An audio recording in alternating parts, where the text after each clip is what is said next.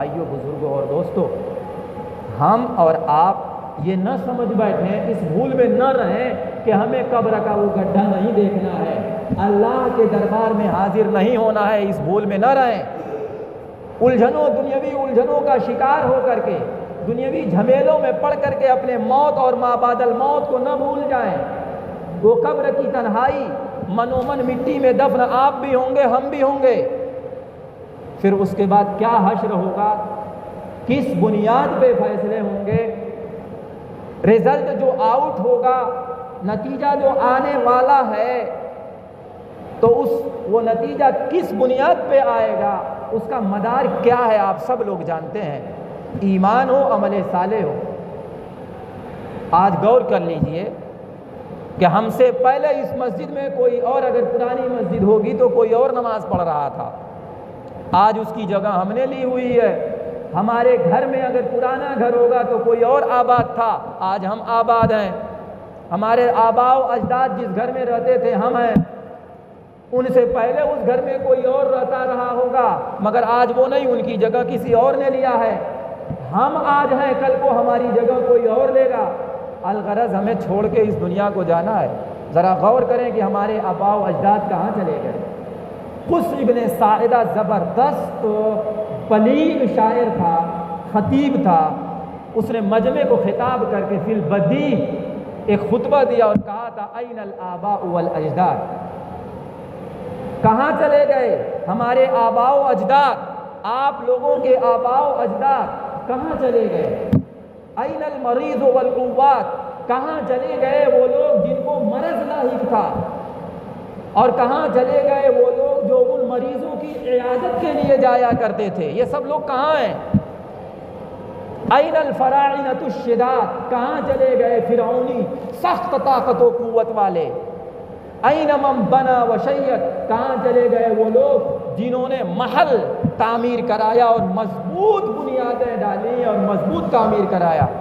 وزخرف ونجد، اور انہوں نے اس کا روغن کیا اور اس کے اوپر ڈینٹ کیا۔ وزخرف ونجد، اور بہت زبردست کیا۔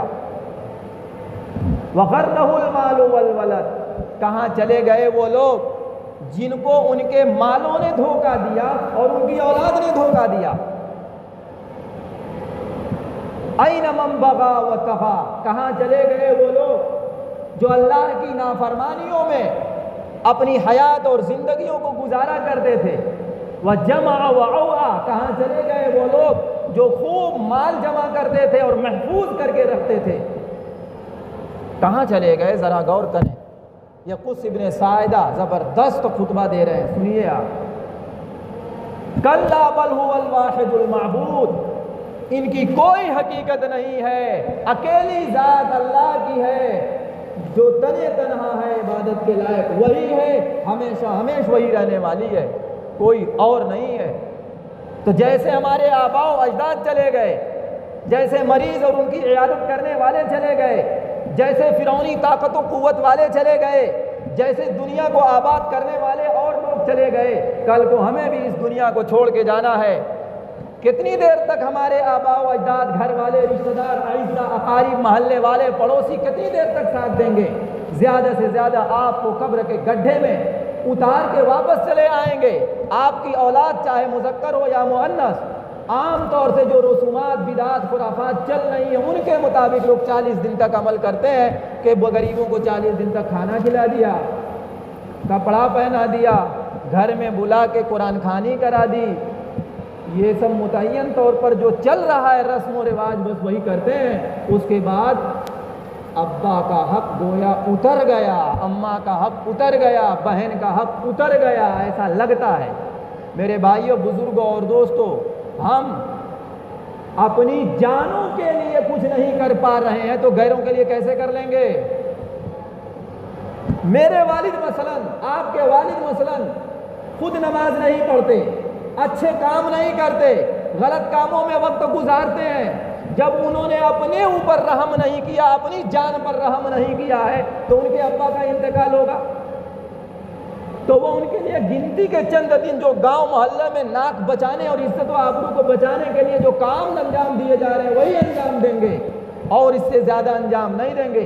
پوری اکثر زندگیاں لوگوں کی نماز چھوڑنے میں گزر رہی ہے، چغل خوری میں گزر رہی ہے، جھوٹ میں گزر رہی ہے، غیبت میں گزر رہی ہے، محرمات اور حرام چیزوں کے ارتکاب میں گزر رہی ہے۔ انسان سوچتا ہی نہیں کہ رب کے دربار میں کھڑا ہونا ہے۔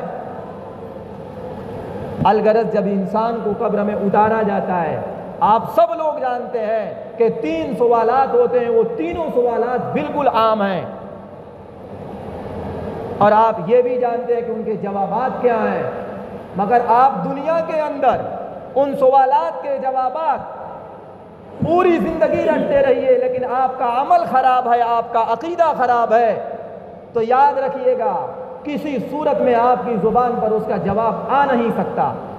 لیکن زندگی میں ایک بار بھی آپ نے ان سوالات کے جوابات زبان پہ نہ لائے ہوں گے، تاہم آپ کا عقیدہ ٹھیک ہوگا، آپ کے اعمال ٹھیک ہوں گے، آپ کی زندگی رب کی رضا جوئی میں گزری ہوئی ہوگی، رب کی خوشنودی کے حصول کے لیے آپ نے مشقتیں برداشت کی ہوں گی، لوگوں کے شکوے اور شکایت کو برداشت کیا ہوگا، تو پوری زندگی ایک بار بھی ان سوالات کے جوابات کو آپ نے زبان پہ نہ لایا ہوگا، تب بھی رب تعالی ادھر سے فرشتے سوالات داغیں گے، ادھر سے آپ کے جوابات بالکل سٹیک گزریں گے۔